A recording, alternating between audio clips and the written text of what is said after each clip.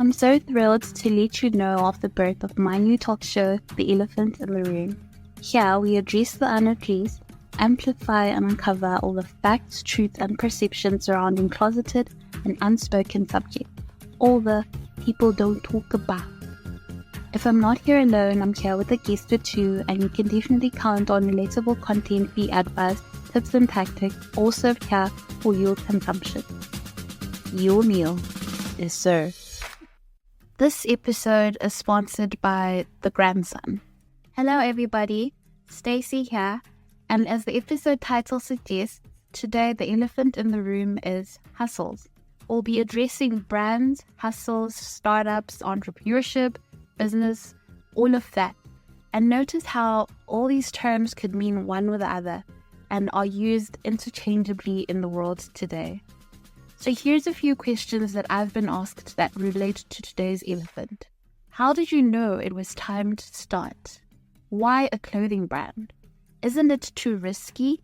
What happens when people don't buy your products? Where did you get the capital? You're a student. Where do you get the time?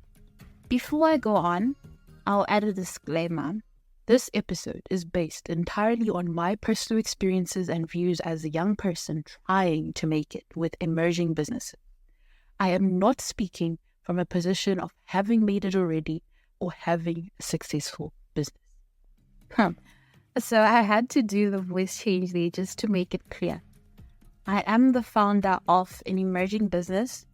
I wouldn't term it a successful business, not yet anyways. It's not there yet, but it's emerging. And there's a clear distinction between emerging and successful or thriving. And this is part 1 of Hustle with me, with the founder of an emerging business.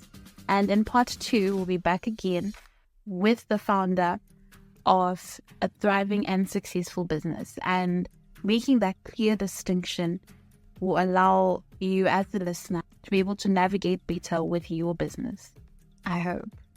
So about 4 years ago, I was watching this YouTube video and Melanie Dodard said, people don't care about your business.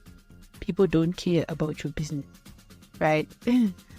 They care about their problem. Be the solution they're looking for. And honestly, those words stuck with me. They really did, till this day. And if you really think about it, it's true. People don't actually care about who's making it out there, what they're doing. And in most cases, people won't just support you because it's you, but they'll support you because you're solving a problem that they have. As we talked about in the playbook episode 3, similarly with a business, whether a startup, a thriving business, or a business you're trying to rejuvenate, you need to identify the purpose, why you're into that business. And this is the part of the business proposal they call the problem statement. Why are you willing to invest time, effort, and even money into that business? What are the goals? Short term, long term? What relevance does this business have in society? Secondly, probabilities. And this is when you think of what people in business call competitive advantage. For those of you that have never heard this term, you haven't started. You have not started yet with that business if you've never heard the term competitive advantage. What makes your business stand out? What advantage does it have over other businesses that are existing or emerging in the same industry? And lastly, positioning. Do you need a walk-in store? If you do, where are you going to position it? And why? Do you need to involve certain people? Who and how? What's your defined roadmap? Where do you need to get to and how are you going to get there?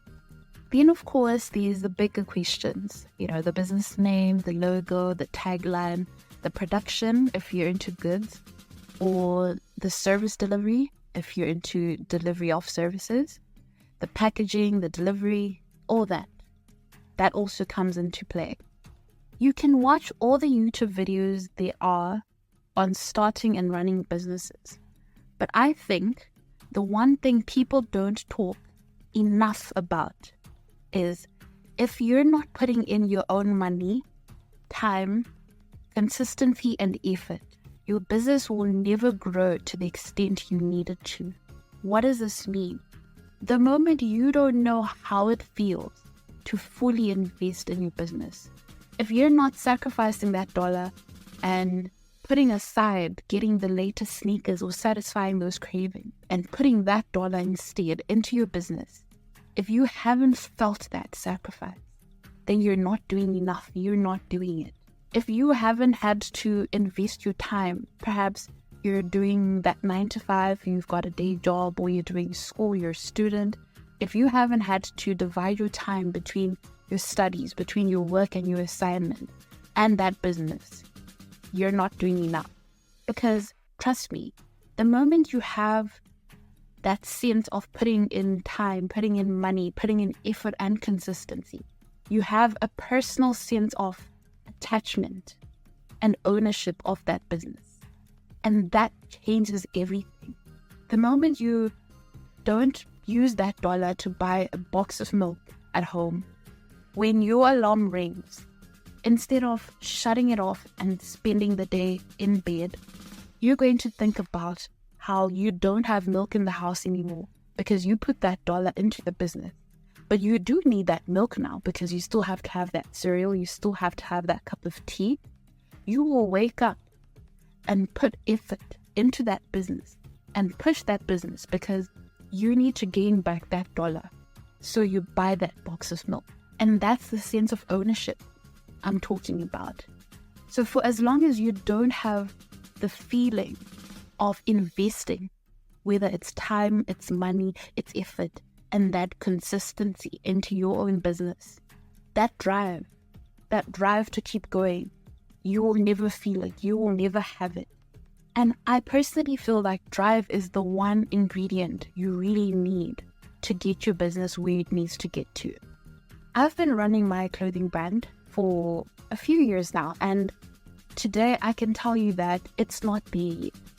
And this is because when I started, there were certain goals that I had, long-term, short-term, and we've achieved a lot of those goals, myself and everybody involved.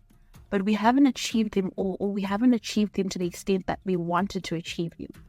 But I don't stop, and I haven't stopped. And a lot of people have asked me, okay, you haven't gotten the results you wanted, so why are you still pushing it? Why can't you just deem this a failed business and shut it down, move on to the next thing? And that's because of the drive that I possess. That's because every time I think of giving up, every time I'm upset by the fact that I haven't achieved a certain goal, I'm thinking back on all that time that I dedicated. During the time that this brand started, I was a student, so I was balancing school as well as the brand, and it required quite a lot of time throughout. So every time that I feel like giving up, I'm thinking, I sacrificed. I divided my time between the business and between my studies. And any time that you're dividing your time between two things, both things will not get the 100% they deserve. They can both succeed, but they will not get that 100% because that time has been divided. So I think about the time I divided, that sacrifice I've made. I may have gotten good grades, but they were not the best grades because the time that I could have put in to get the best grades was put into the business. And I think I didn't make that sacrifice just to come here and stop, just to come here and give up. The people that believed in me, the people that gave their time as well, because it's a clothing brand, I've worked with models, I deal with models, I deal with other designers as well. You know, those people that also put in that time, those people who modeled, those people who sacrificed those hours in modeling, they need to see results as well. I can't just give up because there's other things at play here. And that drive, that devotion, that personal ownership, that personal attachment I have with my business is what's keeping me going. And when it does eventually make it to the point where I can come here and say, hey, everybody, I run and I own a successful business, a thriving, an established, a global, internationally recognized business, I will have my drive. I will have my investment. to thank. And for those of you who have experience in making investments in businesses, whether startups, your own business, other people's businesses, you know that hunger for seeing your return on investment, what we call the ROI, return on investment. You know you put in money.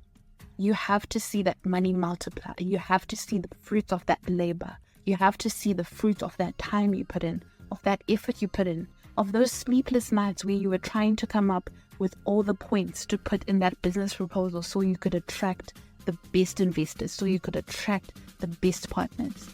You have to see it through.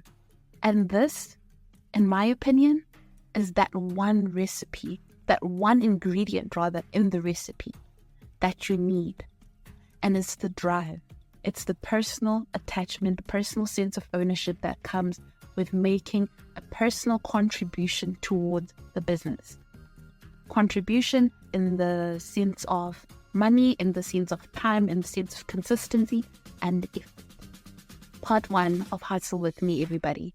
We'll be back again in part 2 with a founder of a thriving and successful business. Until then, put in that effort, put in that work, put in that money that you so much hesitate.